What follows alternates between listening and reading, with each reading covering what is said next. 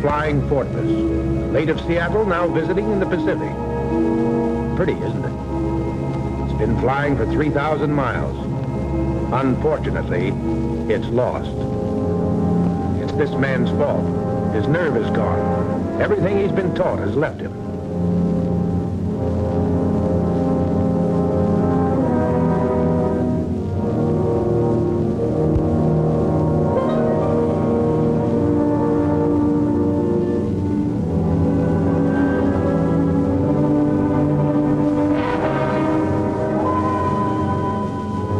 Pity is that they got through to their objective.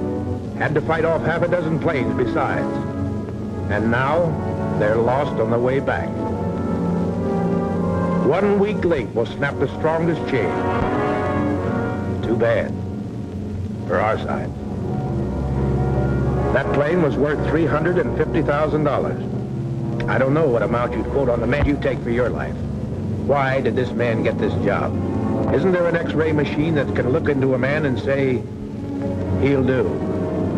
Yes, there is such an X-ray machine, and it looks into men's minds and hearts and soul and finds them either adequate or wanting. It's called the Officers Candidate School of the Army Air Forces, and it's situated at Miami Beach, Florida.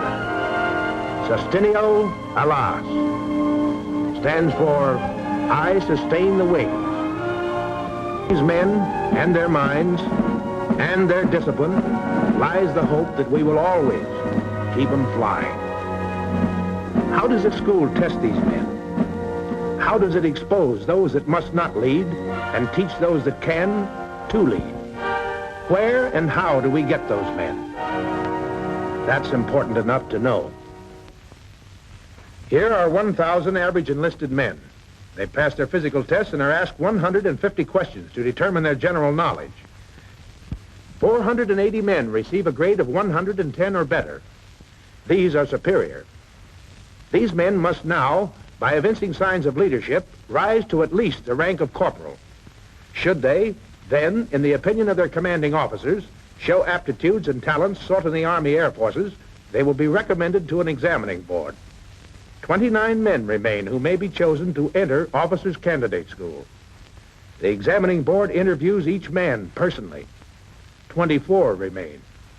Another physical test, fuller than the first, eliminates one more man.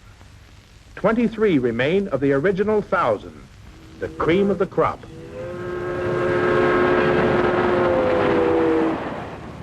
They're here with others and they're having a good time. Now, they don't know exactly what they're getting into, but they've heard stories. This much they have been told. This school requires real courage to enter and represents real achievement to complete. Amen. Only 3 answers in this school. Yes, sir, no, excuse, sir.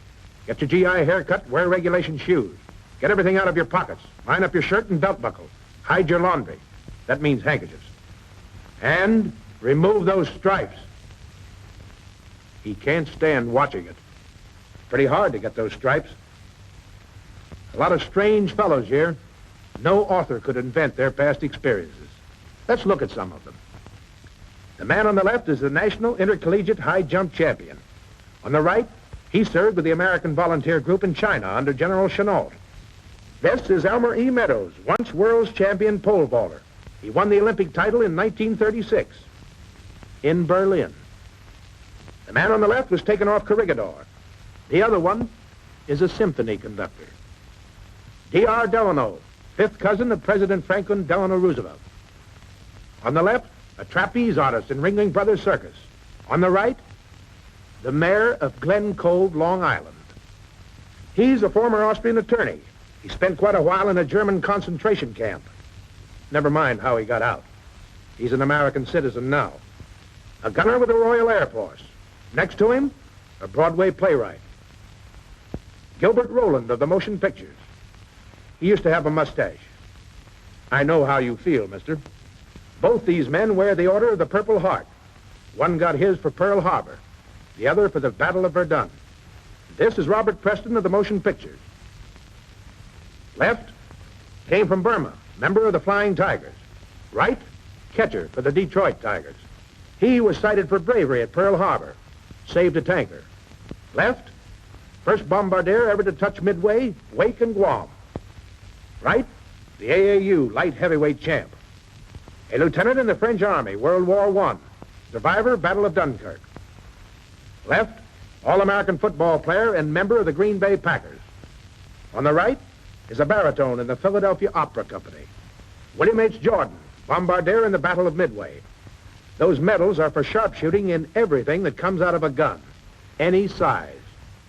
The fellow with glasses is an ecologist. He worked for the United States Department of Agriculture. For the last 14 years, he's done research on the sugar beet leafhopper.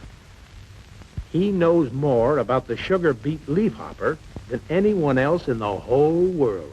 The other fellow's the national high jump champion. Takes a lot of strange people to do strange jobs, and nothing stranger than a war. Still the same day they're being processed. Give your name. How old is your mother? When'd you faint last? Look out, mister. Here it comes. Oh, you a real estate agent, mister? You're looking around as if you want to buy the place. When you hit that bottom step, you come to a brace with your shoulders back, your stomach in, your feet at a 45-degree angle, and your hat straight. Jump! Oh, how old are you? Well, get 25 wrinkles under that chin. You got a girl? Two. 2 more wrinkles for them. Halt! Get that chest up in the air. Get it up. Way up. Get some wrinkles in that chin. More wrinkles. When I tell you to jump, I want you to jump this high. Jump! What did you come down for, mister? Wipe that smile off your face. Throw it on the ground. Step on it. Arms to the thrust. Boom! Double time. Charge! Halt! You're in it now, misters. For the next 6 weeks until you're upperclassmen, except for returning from mess, you move only at double time. West Point is not harder. Every minute of your waking time is accounted for and deliberately arranged so that you must hurry, hurry, hurry. You're allowed 7 hours sleep. You'll be lucky and a very bright student if you can manage 5. You're not privileged to eat or drink in any public place. You're not to step out of your room across the hall even to visit. Say, is this necessary? Well, maybe you're the kind of person who doesn't lend himself to this sort of discipline. You know it's necessary, but it's just not for you. You're too dignified. Or maybe you have your pride. Why, that's all right, mister. Just resign. Nothing will happen to you. You'll go back to your old rank. No one will hold it against you. Unless you hold it against yourself. But we want to find out now whether you, who have been picked to command, can learn to obey. The soldier who cannot stand up under strict regulations, discipline, and restrictions cannot discipline himself or others. This is where we must find out. Not here. Not when all these lives are involved. This is where you live, misters. Nicer than a tent. Maybe. No brass to polish in a tent, but then you've got a very reliable chambermaid. You, mister. No wrinkles in those beds, and no dust in this room.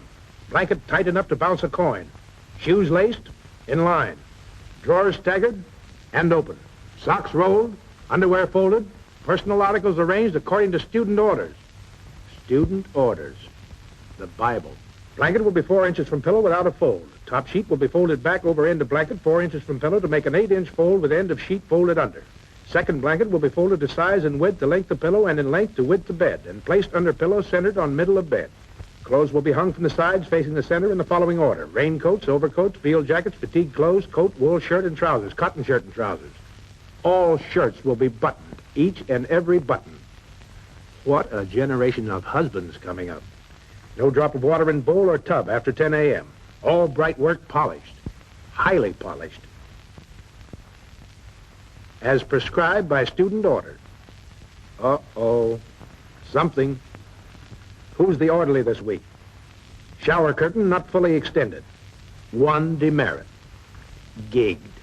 For 7 demerits, on your open post, the free time you will eventually get after 3 weeks, on your own Sunday, you walk 1 hour. I got that much. That's about average. You get pretty mad walking that, but you talk yourself out of it. I ask myself, how tough is this school compared to real fighting? I wasn't going to sleep in any foxhole. I wasn't going to eat emergency rations out of a can in my pack. And I had an answer for myself. Stop squawking, mister. Keep walking. Let's look at one day. An average day. It's 5:30 in the morning. Dark outside. Have to close the window before you snap the light on. Blackout. In exactly 5 minutes if you're an underclassman, or 10 if you're an upper, here is where you'd better be. An underclassman falls in this way. An upperclassman is allowed to fall in this way. As you can see, he leads the life of Riley. Riley had a short life. All present, sir? And one step later, and Junior would have been absent and gigged. 50 demerits wash out an underclassman. 35 an upper. Uh-oh. A surprise visit from the Corps commander. Inspection. All men without garters will report themselves. And they do. This is the honor system. Your word is your bond. If you say you're wearing garters, no one lifts your pants leg. This is an elevator. And these are men who don't use it. Even if you live 5 flights up, double time each way. Until 6:10, you brush your teeth and fix your room. And at exactly 6:10, you fall in for breakfast. How do you feel by now? Mad, huh? Why, they're singing. Pushed out of bed in the middle of the night, rushed up and down stairs, no breakfast, and they're singing. Funny thing is, they always pick sentimental songs in the morning. Well, the day's only starting. Maybe they won't be singing later. 7:55 in daylight. Off to school. Can't tell you the number of men in the school, military secret. But this is only a part of the total. Spies in the audience can count the number of feet and divide by 2. Here is the college campus. 4 45-minute classes between breakfast and the next time you eat. 33 courses in all, 8 military, the rest academic. Here is the backbone of the school. This is not an endurance contest, but a concentrated educational course. And concentrated it is.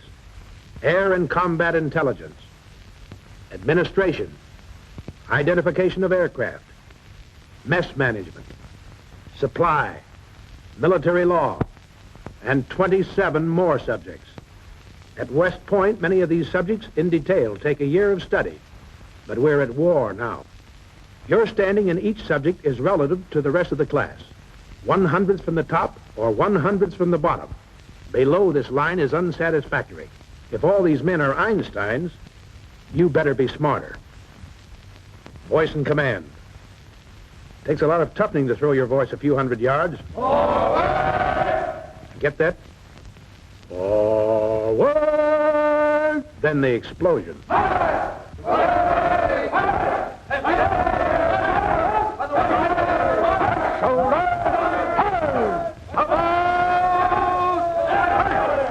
Explosion, all right. Lose a lot of inhibitions this way. At 225, that's 1425 in Army talk, calisthenics. You command yourself.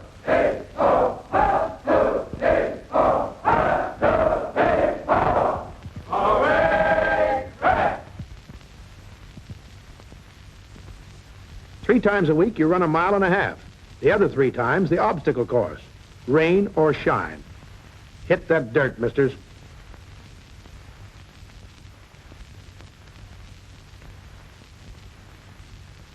The average loss of weight per man is 8 pounds.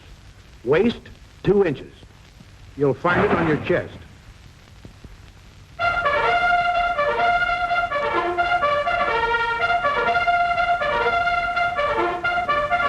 Today's retreat. It comes 4 times a week and lasts 2 hours. Here the squadron's parade. For a ribbon. Just a ribbon.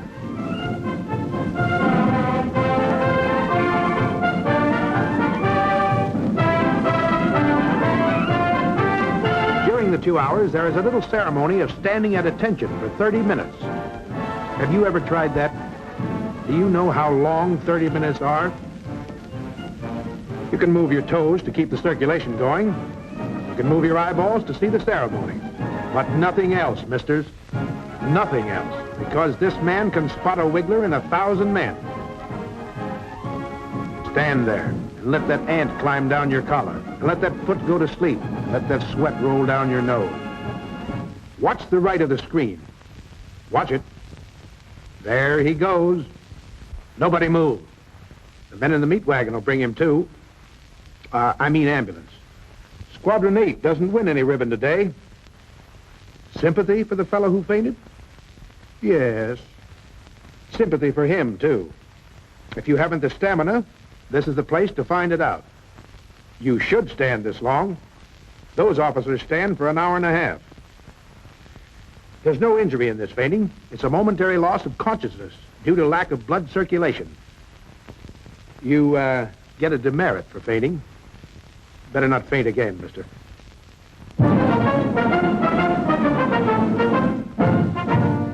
That's quite a band. Many famous orchestras are represented in there.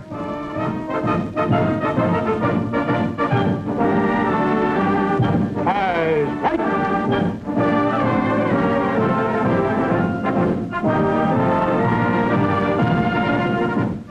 In case you're not an expert, that's good marching. I don't know. I stood retreat a lot of times. And I'm not crazy about sweat running down my nose for 30 minutes. It was summer in Florida when I went through this, and every single time I got a lump in my throat. And so did the wise guys around me. Don't tell me they're not complaining now.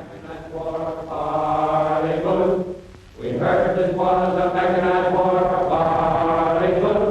We heard it was a mechanized war, so what the hell are we marching for? Well, they're complaining, but I don't think they're going to desert.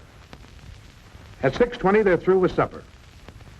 Except for lectures and training films, and a haircut once a week, and getting their laundry, why, they have nothing to do but study.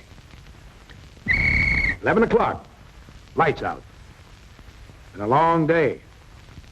But they're in soft beds, if they're in bed. Exams tomorrow, they feel a little shaky.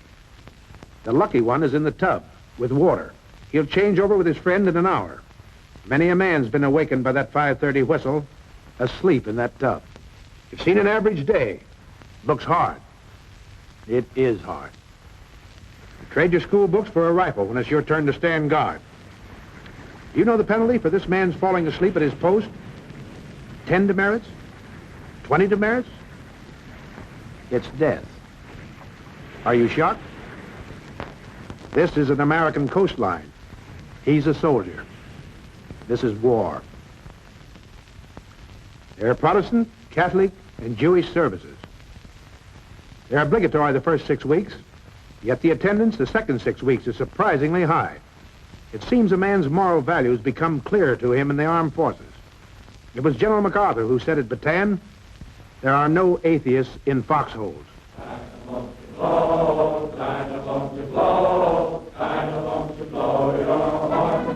Singing sounds a little livelier today. Why, it's graduation. Commanding General of the school's there. And our guest speaker, General Arnold. He's flown down just to address the class and has to fly back to Washington. That's quite an honor. Stick your chest out, mister. Stick it out further. You've been through something. They crammed enough schooling in you to equal a year in college. They made you toe the line every minute of the day for 12 weeks. You used enough spit and polish to shine every fire engine in the state. They were teaching and testing you at the same time, and you made the grade. You came through. That's the Air Force's side of it. They got what they wanted. Now, what about you? What did you get out of it? Was it worth it for you personally? Well, you're a commissioned officer, a second lieutenant. All those non-coms are going to salute you now, and you're going to eat an officer's mess. You're an officer and a gentleman by act of Congress. Well, that's nice. But that's only trimming, icing on a cake. What really did you get out of this school? Mister, you got a 12-week education that all the money in the world couldn't buy. It doesn't exist anyplace else. You've got poise and confidence. You've got a respect and affection for your fellow man that'll remain with you forever. You're a leader now. You can handle responsibility. You're equipped for anything, mister. As a soldier, as a citizen, as a human being. What is a business executive but a leader of men in commercial life? You've got the groundwork to be what you want to make of yourself. Right now, you're a commissioned officer, the representative of the Commander-in-Chief of all our armed forces, the President of the United States himself. You've got a job to do. Nobody but you can do it. You wouldn't trust anybody else with it. Sustain those wings. Keep them flying. Keep them flying.